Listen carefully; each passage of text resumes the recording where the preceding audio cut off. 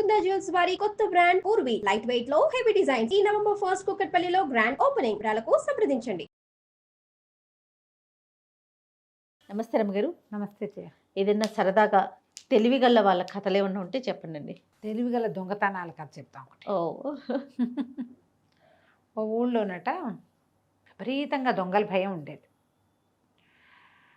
ఎంత ఎక్కువగా ఉండేవాళ్ళు అంటే ఆ ఊళ్ళో జనాలంతా బిచ్చగాళ్ళు అయిపోయారు. వీళ్ళ దగ్గర ఏమున్నా దొంగలు పడి పట్టుపోతారు. అయ్యో, ఎప్పటికప్పుడు వాళ్ళ మీద దాడి చేయడం, పట్టుపోవటం. ఆ ఊళ్ళో ఒక పేద ఆయన ఉండేవాడు. భార్యాభర్త, వాళ్ళకి ఆనందుడని ఒక కొడుకు. వాడు ఒంటి మీద చింకి చొక్కా తప్పిస్తే ఏమీ లేదు. వాడు ఆ కథలుగా వినేవాట ఈ దొంగల కథలు, దొంగల సంగతులు. తనకి ఒంటి మీద చింకి చొక్కాగా తప్పిస్తే గతి లేకపోవడానికి కారణం దొంగలే అని వాడు తెలుసుకున్నాడు. వాడు ఎలాగైనా దొంగల్ని పట్టి పల్లార్చాలని ఉండేది వాడికి. వాళ్ళ అమ్మా నాన్న అనేవాళ్ళు, ఒరే నిన్ను చంపేస్తారురా వాళ్ళు, దయాదాక్షిణ్యం ఉండవు. మన ఇంట్లో సేరుబియ్యం అంటే సేరుబియ్యము పట్టుకుపోయేవాడు. వాడికి ఏం దయాదాక్షిణ్యం, వీడి దగ్గర ఏం లేదని వదిలేసేవాళ్ళు కాదు వాళ్ళు.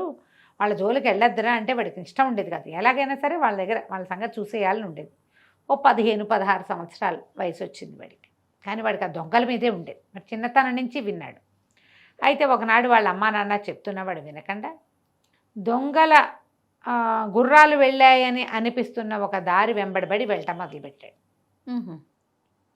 చాలా గుర్రాలు వెళ్ళిన దారి కనపడుతోంది. ఇక అట్లా వెళ్ళగా ఒక అడవిలో ఒక పెద్ద భవంతి కనపడింది వాడికి. చిమ్మ చీకట్లో ఆ భవంతిలో దీపాలు ఉన్నట్టు తెలిసింది. ఓ, వీడు ఆ భవంతి దగ్గరికి వెళ్ళాడు. వెళ్ళేసరికి తలుపు కొట్టాడు. పెద్ద వాన వచ్చింది. చుట్టూతంతా వాన, ఎక్కడ నీరు లేదు. ఆ భవంతిలోకి వెళ్ళటం తప్పిస్తే రెండో దారి లేని స్థితి కూడా వచ్చింది. తలుపు కొడితే ఒక ముసలి మామ తలుపు తీసింది. బాగా ముసలి మామ తీసి, ఎవర్రా నాయన నువ్వు, ఎందుకురా ఇక్కడికి వచ్చావు అని. చాలా పెద్ద వాన, ఎక్కడ నీరు లేదు, ఏమైపోతాను అని లోపలికి వచ్చాను అన్నాడు. నీ పరిస్థితి ఇంకా అధ్వానం అవుతుందిరా ఇందులోకి వస్తే. ఈ భవంతి ఇదేమి మంచిది కాదు, దొంగలది ఇది. వాళ్ళు దొంగ వెధవలు, నన్ను ఎక్కడి నుంచో పట్టుకొచ్చి ఇంట్లో పడేశారు, వాళ్ళకు వండి పెడుతున్నాను చచ్చినట్టు. పరమ పాపిష్టి వెధవలు వీళ్ళు, వెళ్ళిపో నువ్వు అని అనేసరికి వీడు ఒప్పుకోరు. ఆ పోయేదేదో లోపలే పోతాను అనుకో, నేను అదేదో లోపలే పోతా, ఈ వానలో పడిపోను నేను, నన్ను లోపలికి రానియమన్నాడు. రానియమంటే ఆవిడ లోపల రానిచ్చి ఒక గుప్పెడు అన్నం ఏదో ఉంటే వాళ్ళకి తెలియకుండా, మనుషులు రాకుండా చూసి వాడికి అన్నం పెట్టి పడుకోమంది. దొంగలు ఇంకా రాల. ఆ దారి గుర్రాలు వెళ్ళే దారి అంతే. సరే, కుర్రాడు ఏం చేశాడు, లోపల ధనపు రాసులు, ఎన్ని సామాన్లో. వాడు చూసి అనుకున్నాడు, మా ఊళ్ళో వాళ్ళ డబ్బులన్నీ ఇక్కడే ఉన్నట్టున్నాయి అనిపించింది. ఆడి తిరిగి ఈడి తిరిగి ఇట్లా కుప్పలు తెప్పలుగా పోసేసున్న ధనపు రాసుల మధ్యలో పడుకున్నాడు. పోయి అర్ధరాత్రి బాగా తెల్లవారుతూ ఉండగా 3 గంటలకో 3:30కో మరి దొంగలు మొత్తం ముఠా అంతా లోపలికి వచ్చారు. లోపలికి వచ్చి ఈ ధనపరాశుల మధ్యలో ఓ పక్కగా పడుకుని ఉన్న కుర్రాన్ని చూసి వాడు తనుదని లేవదీశారు. వీడిని ఇప్పుడే చంపేద్దామా, చిత్రహింసలు పెట్టి రేపు పొద్దున్న చంపుదామా అని మాట్లాడుకుంటున్నారు.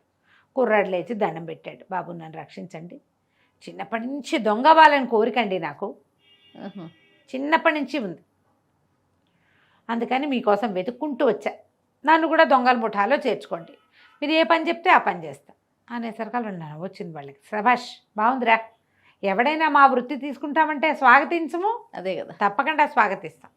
అయితే మా లోపల మా గుంపులోకి తీసుకోవడానికి రూల్స్ ఉన్నాయి మాకు. ఏదైనా ఒక్క దొంగతనం అవతల వాడికి తెలియకుండా, నువ్వే దొంగతనం చేసావని వాడికి తెలియకుండా తెలివిగా దొంగతనం చేసుకొస్తే నిన్ను మాలో రాణిస్తాం. 2 దొంగతనాలు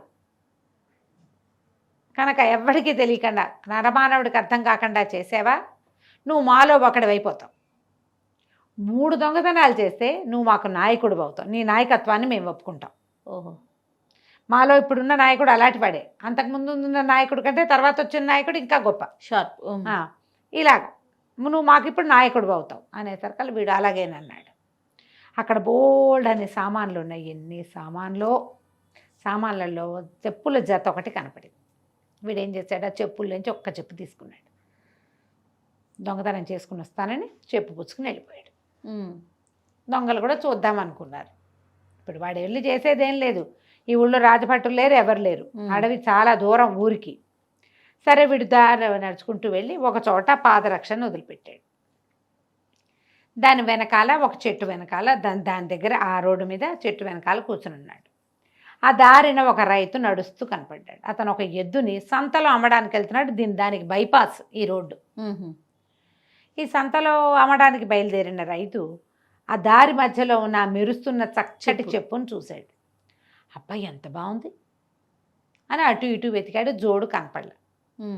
అబ్బా జోడు లేదే, రెండో చెప్పు ఉంటే ఎంత బాగుండేది అని అనుకుని ఆ చెప్పు అక్కడే దిగబడిచి ఎద్దును తోలుకుని పోయాడు. ఒక చెప్పును ఏం చేసుకుంటారు ఎవరైనాను? బంగారం అయినా కూడా. బంగారం కాదు, మంచి చెప్పు. ఓహో, మంచి చెప్పు, బంగారం అని కాదు, అది మంచిది, ఖరీదైన చెప్పు. వదిలేస్తే ఈ కుర్రాడు ఏం చేశాడు, ఆయన ముందుకెళ్ళంగానే చటుక్కుని వెళ్ళి ఆ పాదరక్ష ఆ చెప్పు చేత్తో పుచ్చుకుని ఈ రెండో పక్క నుంచి చెట్ల మధ్య నుంచి పరిగెట్టుకుంటూ బాగా ముందుకెళ్ళిపోయి, అతనేమో ఎద్దుతో నడుస్తున్నవాడు దబదబా నడవడగా, ఎద్దు టిక్కు టిక్కు నిదానంగా నడుస్తుంది. దాన్ని తోలుకెళ్ళేవాడు దాని వెనకాల పడి వెళ్ళాలి, ముందు నడుచుకుపోవడానికి వీల్లేదు. అతను నిదానంగా నడుస్తున్నాడు. ఈ చెప్పును తీసుకెళ్ళి ముందు అక్కడెక్కడో పెట్టాడు. పెట్టేసరికల్లా ఈ ఎద్దును తోలుకెళ్తున్న రైతు గారు అలా వెళ్ళి ముందుకెళ్ళాక ఆయన చెప్పు కనపడుతుంది. ఇందాక చూసింది కుడికాలు చెప్పో ఎడంకాలు చెప్పో సాధారణంగా ఎవరికైనా గుర్తుంటుందా? కదా, ఉండదు. అప్పుడు చూసుకున్నాడు, అర్రే చెప్పుందే, అది చేత్తో పుచ్చుకొచ్చాను కాను, సరిపోయి ఒకవేళ ఎవరో బండి మీద వెళ్తుంటే బండిలో నుంచి జారిపడ్డాయి, అది అక్కడ పడింది, ఇది ఇక్కడ పడింది అని చెప్పి ఈ ఎద్దుని అక్కడ ఉన్న చెట్టుకేసి కట్టేసి ఆ చెప్పు చేత్తో పుచ్చుకొని వెనక్కి నడిచి వెళ్ళాడు జోడు తెచ్చుకోవటానికి. ఎప్పుడైతే ఈయన వెనక్కి మరలి మొదటి చెప్పు ఉన్న దగ్గరికి వెళ్ళాడో కుర్రాడు ఎద్దును తాడు విప్పేసాడు, తీసుకుపోయాడు దొంగల దగ్గరికి. వాళ్ళు ఆశ్చర్యపోయారు, ఊరిని నీ తెలివి భలే చేసావురా, చాలా బాగా చేసావు అని ఆశ్చర్యపోయారు. ఒక దొంగతనం చేసావు, నువ్వు ఇప్పుడు మాతో ఉండొచ్చు, రెండో దొంగతనం చేసి ప్రూవ్ చేసుకోమన్నారు. మనవాడు ఏం చేశాడు, ఆ దారిలో వచ్చాడు. ఈ ఎద్దుని రైతు చెప్పు కోసం చూసుకున్నాడు, ముందుకెళ్ళి వెనకెళ్ళి చేసేసరికల్లా ఉన్నది ఒకటే చెప్పని, ఎద్దు కాస్త మిస్ అయిందని తెలిసిపోయింది. ఆ ఎద్దును ఎవరైనా విప్పుకుపోయారో ఇంకోటి ఏమైందో తెలియలే. ఏం చేస్తాడు, నడిచి వెళ్ళిపోవటం మొదలుపెట్టాడు. ఈ ఎద్దునే దొంగల దగ్గర దింపిన కుర్రాడు, అది పెద్ద దారి, పరిగెత్తుకుంటూ ఆ రిటర్న్ దారి ఉంది కదా, ఆ దారిలోకి బాగా ముందుకెళ్ళి ఒక పగ్గాన్ని అంటే తాడుని తీసుకెళ్ళి ఊపిరి బిగబట్టి ఒక చెట్టుకు వేళ్లాడేసి మెడకు తగిలించుకుని ఇట్లా శవంలాగా ఉన్నాడు. ఈ నడిచి వెళ్తున్న రైతు పైకి చూసి, అయ్యో ఎవడో చచ్చిపోయాడే, ఆత్మహత్య చేసుకున్నాడా, ఎవడైనా వీడిని చంపి అక్కడ తగిలిచ్చారు. చూస్తే ఆ చెట్టు ఎత్తు చెట్టు, ఎవరో తగిలిచ్చారు వీడిని. ఆ దొంగలు వింటారు, ఎవరైనా వింటారు, దొంగ చచ్చిన వాళ్ళని ఎవరైనా సరే ఇట్లా వేళ్లాడేస్తే ఈ ఊళ్ళో దొంగలు పోతారు, నా ఎద్దును దొంగిలిచ్చేసాడు, ఎవడో చచ్చిన వాడని తిట్టుకుంటూ పోయాడు. ఎప్పుడైతే అతను చెట్టును దాటి వెళ్ళిపోయాడో కుర్రాడు చెట్టు దిగేసి ఆ పగ్గం పుచ్చుకుని ముందుకు పరిగెత్తుకుంటూ వెళ్ళాడు. ఈయన రెండో ఎద్దును పుచ్చుకెళ్తున్నాడు. ఇప్పుడు ఒక ఎద్దు పోయింది, రెండో ఎద్దును పట్టుకెళ్తున్నాడు. ఎద్దును పుచ్చుకుని నడిచి వెళ్తుంటే ఏం చేశాడు, ముందుకెళ్ళి మళ్ళీ ఇంకో చెట్టుకు వేళ్లాడడం మొదలుపెట్టాడు. ఈయన చూసి ఆశ్చర్యపోయాడు, ఇంకోటి చచ్చిపోయాడే, ఏమిటి ఇంతమంది చచ్చిపోతున్నారు ఆశ్చర్యంగా అనుకుని ఆ చెట్టును దాటి వెళ్ళిపోయాడు. ఈ కుర్రాడు మళ్ళీ ముందుకు పరిగెత్తుకుంటూ వెళ్ళి ముందు ఇంకో చెట్టుకు వేళ్లాడాడు. ఈ మూడో చెట్టుని దాటుతున్న రైతు ఆ ఎద్దును పుచ్చుకుని ఉన్నవాడు పైకి చూసి, అయ్యి బాబోయ్, అవును ఇదేమిటి, మొదట చూసిన వాడు రెండోవాడు మూడోవాడు ఒకేలా కనపడుతున్నారు, మొదటి వాళ్ళు ఉన్నారో లేదో చూద్దామనిపించింది ఆయనకి. అయ్యో, ఈ ఎద్దుని ఇక్కడ కట్టి వెనక్కి నడిచి వెళ్ళాడు. ఎప్పుడైతే రైతు వెనక్కి నడిచాడో వీడు చెట్టు దిగేసి ఈ రెండో ఎద్దును కూడా చెత్త పుచ్చుకెళ్ళిపోయాడు. రెండో దొంగతనం అయిపోయింది. వాళ్ళంతా ఆశ్చర్యపోయారు, ఊరిని ఎంత తెలివిగలవాడివిరా నాయన, సరే ముచ్చటగా మూడో దొంగతనం చేయి, నిన్ను మేము నాయకుడిని చేస్తాం, నాయకుడిని చేసుకుంటాం అని చెప్పేసరికి ఇతను ఏం చేస్తాడు, సరేనన్నాడు. రెండో ఎద్దును కూడా ఇక్కడ కట్టేశాడు. పాపం ఈ రైతుకి 2 ఎడ్లు పోయినాయి. అతను ఎద్దు అమ్మితే కానీ అతని ఖర్చులు వెళ్ళవు. నిజానికి వ్యవసాయానికి 2 ఎడ్లు చాలు, మూడో ఎద్దు స్పేర్గా పెట్టుకుంటే 2 పోయి 1 మిగిలింది. ఈ ఒకదాంతో ఏం చేస్తాడు, ఏదైనా ఒక దానికి బాగోపోతే దాన్ని కట్టేసి దీన్ని తీసుకుపోయేవాడు. అదే ఇప్పుడు రెండు పోయినాయి. ఇప్పుడు అమ్మక తప్పదు, మూడో ఎద్దుని తీసుకుని బయలుదేరాడు. అలా నడుస్తుంటే చెట్ల చాటు నుంచి ఎద్దు రంకె వినపడింది. కణేల్మని వేస్తాయి, రంకెలు వేస్తాయి ఎడ్లు. ఒక తమాషా, అంబాలాగా ఉండదు, ఒక తమాషా రంకె. ఎప్పుడైతే ఈ ఎద్దు రంకె వినపడిందో, అయ్య బాబోయ్ నా ఎద్దే ఇది గుర్తుపట్టాడు. నా ఎద్దులాగానే ఉంది, ఇక్కడ ఎక్కడైనా ఎవడైనా కట్టేసి ఉంటాడు, ముందు దాన్ని విడిపించేసుకుంటే సరిపోతుందని ఈ మూడో ఎద్దుని చెట్టుకు పగం తగిలిచ్చి ఆయన చెట్ల చాటుకు వెళ్ళాడు. ఈయన అక్కడ ఎవరు అరిచారు? వీడే మనవాడే ఆనందుడు. కాబుక్కని వచ్చి ఈ మూడో ఎద్దును కూడా విప్పిపోయాడు. వరుస పెట్టి 3. మళ్ళీ వెనక్కి తిరిగి వస్తే అక్కడ ఎద్దు లేదు, ఇక్కడ ఎద్దు లేదు. దొంగలు ఆశ్చర్యపోయారు. వీడు దుంపదేగా, వీడు మామూలు వాడిగా లేడే, ఇంత తెలివే, ఒకే రైతు దగ్గర 3 ఎడ్లు కొట్టేశాడే 3 రోజుల్లో. వీడు మామూలు వాడు కాదు, వీడిని నాయకుడిని చేసుకున్నారు. నువ్వే మా నాయకుడివి, ఫలానా నగరంలో దగ్గర సమీప అడవులు దాటాక నగరంలో ఒక చోట మనం దోపిడీ చేయాలనుకుంటున్నావు, నువ్వు ప్లాన్ చేయమన్నారు. ఓహో, నాయకుడు కదా, నువ్వే నాయకత్వం వహించమన్నారు.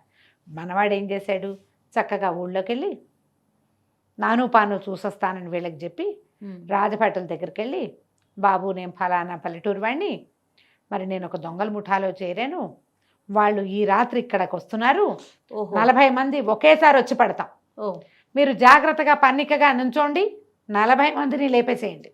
నేను వాళ్ళలో కొత్తగా చేరా, ఫలానా ఊరు, నా వీడు గ్రామ పంచాయతీ అన్నీ చెప్తున్నాడు, ఆ ఊరు ఈ ఊరు ఇది అనేసరికల్లా మరి అవన్నీ వాళ్ళకి ఉంటాయి కదా, ప్రతి ఊళ్ళో ఎంతమంది ఉన్నారు, ఎవరి కొడుకు ఎవరు ఉంటాయి లెక్కలు.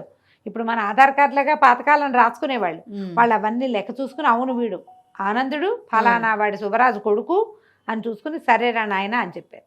వీడేం చేశాడు, రాత్రి 12 అయ్యేసరికల్లా దొంగలందరినీ మనం ఫలానా ఇంట్లో దొంగతనం చేయాలి, అక్కడికి వెళ్ళిపోదాం పదండి అని 40 మందిని 40 గుర్రాల మీద తీసుకెళ్లి రాజుగారి దేవుడిలో ప్రవేశపెట్టారు. ఓహో, లోపలికి వెళ్ళేసరికి 4 పక్కల నుంచి రాజభట్లు మూసేశారు వాళ్ళని. వాడు తెలివి చూడు, పట్టేశారు. ఎప్పుడైతే వీడు కొమ్ము బూరా ఊదాడు, బూరా ఊతానని చెప్పాడు, 40 మంది లోపలికి వెళ్ళగానే బూరా ఊదేశాడు. ఆ చుట్టుపక్కలంతా కాపలా కాస్తున్న సైనికులు వాడి మీద పడిపోయి పట్టేశారు. పట్టేసి వీడిని వదిలిపెట్టేశారు. వీడు తెలివిగా ఏ భవనంలో దొంగల డబ్బులు ఉన్నాయో అది పేరు మాత్రం చెప్పలే. చూడండి, అక్కడి నుంచి వెళ్ళిపోయి ఆ దొంగల భవనంలో ఉన్న ముసలి బామ్మని విడిపించి ఆ 3 ఎడ్లని ఆ రైతుకు అప్పచెప్పి, చుట్టుపక్కల ఊళ్ళల్లో ఎవరెవరు ఎంతంత ధనం పోగొట్టుకున్నారో తమ గ్రామ పంచాయతీలో మొత్తం లిస్టు తయారు చేసి, లిస్టు ప్రకారం ఎవరిది వాళ్ళకి అప్పచెప్పేసాడు, డిస్ట్రిబ్యూట్ చేసేసాడు డబ్బు. రాజుగారు 40 మంది దొంగల్ని పట్టించినందుకు ఆయన ఒక పెద్ద బహుమతి 300-400 వరహాలు ప్రకటిస్తే ఆ డబ్బు పుచ్చుకుని దొంగలు ఖాళీ చేసిన భవనంలో అమ్మా నాన్నని పెట్టుకుని హాయిగా ఉన్నాడు. కథ కంచికి మనం ఇంటికి. చాలా బాగుంది రమ్మగారు, తెలివైన కథ కదా. తెలివైన కథ. నమస్తే అండి. నమస్తే జయ.